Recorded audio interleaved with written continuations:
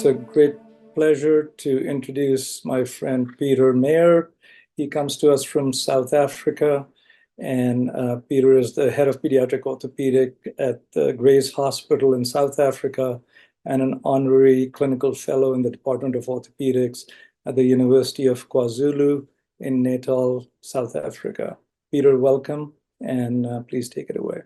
Good morning, everyone.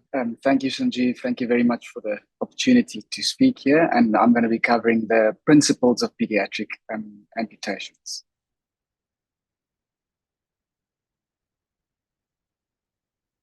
I have no disclosures relevant to this talk. So statements like this one: any fool can cut off an arm or a leg, but it takes a surgeon to save one, reflects the disdain our speciality carries with us for the performance of an optimization, of an amputation. And I just want to echo what the previous speakers have said. Limb optimization is really where we want to focus. We know this isn't true. A well-executed amputation is a reconstructive procedure rather than a surgical failure.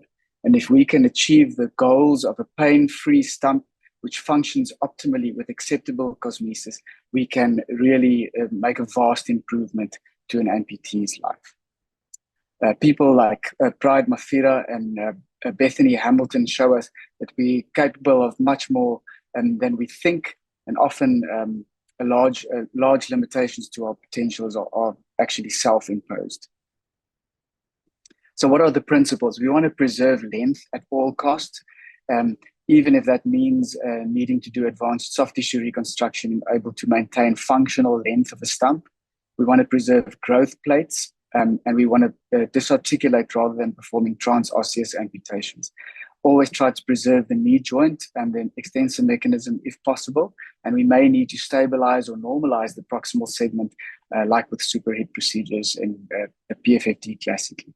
And we want to pay appropriate general attention to the child and his social circumstances, his family, financial constraints, all of those things when we plan this sort of reconstructive operation. So what are the indications? Congenital conditions, certainly. Trauma, specifically in low and middle income countries, we really have a major problem with road traffic accidents, frequently patients presenting to us with mangled extremities, vascular injuries and compartment syndromes, rarely infections, and of course malignancies are ubiquitous. So mangled extremities, the decision whether to amputate or reconstruct is difficult. We always try and do it as a multidisciplinary team, considering the principles of life before limb. We always try to be conservative if there's any doubt. In our institution, access to high quality prosthetics are not universal, and there's also a cultural reluctance to accept an amputation, and therefore we always will try to reconstruct a limb, definitely in pediatric age group. But we understand that there is a transitional age at around 10 to 12 years when these injuries start acting more like their adult counterparts, and there's less potential for functional limb. The MES score may be helpful, but as in adults, it's better to predict which limbs we can save, and it's less useful to predict which limbs should be amputated. Vascular injuries are particularly different in children. Again, we always try to use a multidisciplinary team to make a decision, and the collateral blood supply is key here. And a classic example is that of the supracondylar distal humerus fracture, where a pulseless limb that's pink with a well-perfused hand doesn't necessarily mean it needs exploration and vascular repair. And the same thing may happen in the lower limb as well. So clinical assessment should be done carefully. We should not only look at the pulse, but also at the capillary refill and distal perfusion. Doppler evaluation may be very valuable if available, and advanced imaging such as CT angiogram may also be very helpful. When vascular exploration and reconstructions have to happen, it's always as part of a team with the vascular surgeons determining level of viability or performing the vascular repair or reconstruction. We step in to perform internal fixation of fractures and joint spanning external fixation. The timing of these surgeries are sometimes controversial, but at our institutions, patients generally present late, so there's no time to waste, and we want to shorten the time of impaired perfusion, and therefore the vascular surgeon always starts with a vascular repair or reconstruction. if a reconstructive amputation has to be performed, it's in the purview of the orthopedic surgery department. Looking at the levels of amputation, we want to be as distal as possible. The Symes amputation being the most preferable, better than a transtibial amputation, which is better than a through-knee amputation, than a transfemoral amputation, and a hip disarticulation being least desirable.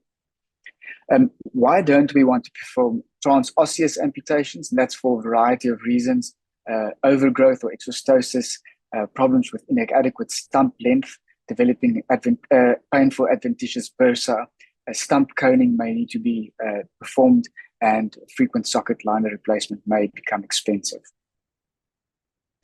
Overgrowth is a local phenomenon. It's important to understand that. It's not prevented by proximal epiphysiodesis.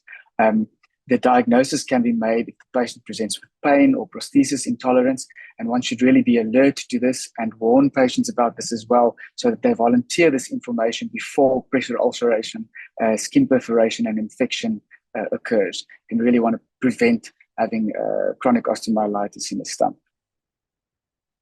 Surgical strategies to prevent this have not been universally effective.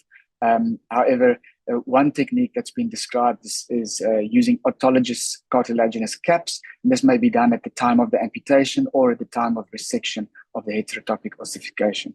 Donor sites are distal or proximal fibula, metatarsal heads, calcaneus, and of course the iliac crest is always available. Now, when one performs an amputation, you'd have to look at the classic teaching of how long a functional stump should be. And this is at skeletal maturity. Of course, there are variations with more modern prosthetics. You can cheat a little bit here. You can perform reconstruction to lengthen a short stump, but our goal should be a transradial amputation 14 centimeters from the olecranon and a transtibial amputation 15 centimeters from the medial joint line. I want to stop for a moment at the Symes amputation. I think this is a very functional amputation. It's potentially weight-bearing, and it's end-bearing when a prosthesis is worn. There's no risk for overgrowth, and with a modern prosthesis, ankle joint can also be incorporated. So the aim of the Symes amputation is to use the multi-septate heel fat pad to bear weight on, and that's really the great advantage and why you can actually walk on that. Some tips in terms of performing it: you want to trim the malleoli in a child to prevent any pressure areas there, preserve the posterior tibial vessels, only divide them at the flap edge after they've divided into the medial and lateral plantar arteries, avoid the temptation to neaten the flap. One of the major problems is the flap or the heel fat pad migrates posteriorly, and one of the strategies to prevent that is to make sure to have a robust suture of the plantar fascia to the proximal ankle capsule. Some authors advocate using a K-wire to pin the flap to the distal tibia. It's not something we routinely do, but you can consider that, and always close over a closed system suction drain. Through knee amputation, it's also our go-to, much preferred to a transfemoral amputation. It's an end-bearing stump with preserved thigh musculature and maximal length, and it can modern knee hinges can be accommodated. Patients with through knee amputations have been shown to have less pain than an above knee amputation and better prosthesis tolerance. We typically perform the classical through knee amputation with a long anterior skin flap and a posterior suture line, but depending on the tissue available, you may need to do a posterior flap, a fish mouth, or even local flaps to get closure. The patellar tendon and PCL are transected distally. The MCL and LCL are divided, menisci excised, popliteal artery is ligated at the level of the knee joint, and the patellar tendon is sutured to the posterior cruciate ligament. So what does the future hold?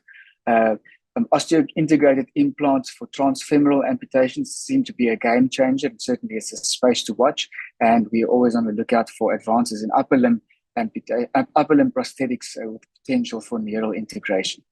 But while we are waiting for these advances in prosthetics, one of the biggest things we can change is the outlook and support to patients who suffer amputations. And this is Mhlengi Gwala, he will be representing South Africa at the Paralympic Games in Paris later this year. And that's a goal that that he's been able to achieve that was certainly would have seemed inconceivable at the time of his tragic limb loss.